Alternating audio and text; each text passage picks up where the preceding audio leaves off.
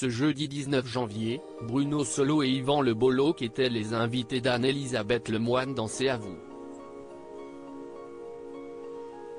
Ils sont revenus sur le prime événement de Caméra Café mardi 24 janvier sur M6, et se sont confiés sur le tournage du film.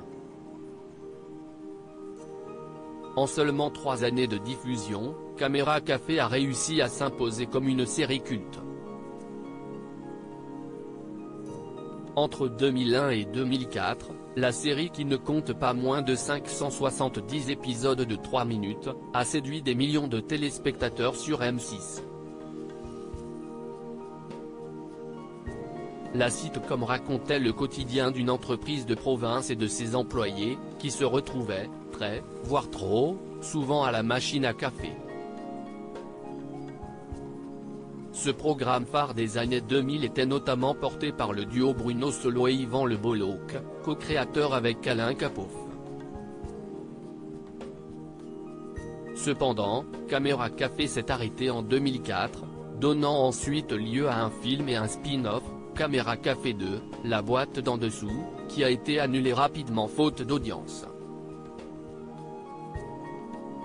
Le retour de Caméra Café avec un film inédit 2 décennies plus tard, Caméra Café est de retour. En effet, M6 a souhaité fêter l'anniversaire de la série en proposant un unitaire inédit, tourné au premier trimestre 2022 à Bruxelles, et dont on vous dévoile les coulisses. À l'occasion de la diffusion de ce film le mardi 24 janvier prochain, Bruno Solo et Yvan Le Bolloc étaient les invités d'Anne-Elisabeth Lemoine dans l'émission C'est à vous sur France 5. Ils sont revenus sur l'histoire de la série et ont évoqué ce nouveau tournage bouleversant.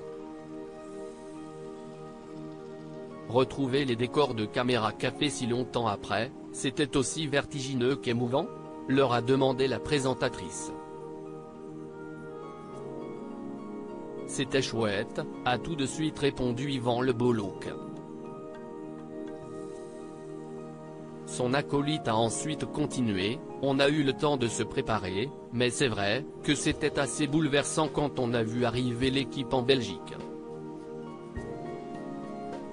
Et quand on a vu arriver Alexandre Pell, Armel, Jeanne Savary, Valérie Decobert, Alain Bouzigues, et tous, les uns après les autres, quand ils sont arrivés dans ce décor qu'ils redécouvraient, il y a eu un moment vraiment assez poignant, a-t-il expliqué avec encore une pointe d'émotion.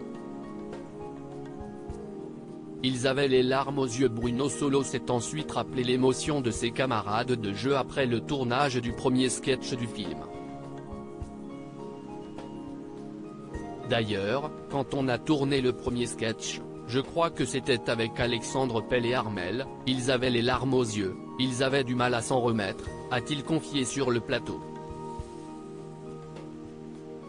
La présentatrice a rebondi en demandant à Yvan Le Bolloc s'il n'avait pas été ému comme les autres. Ah si, absolument. J'étais super ému, bien sûr, a-t-il avoué. C'est quand même un programme qui nous a apporté gloire, sérénité, un peu d'oseille, il faut le dire, et aussi le confort.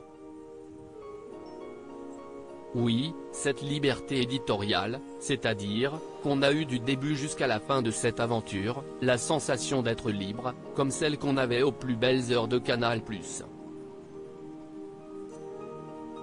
Le duo incontournable de la télévision française se souvient avec émotion des premières heures de Caméra Café, mais se réjouit également de ce nouveau projet qu'il s'apprête à dévoiler aux téléspectateurs.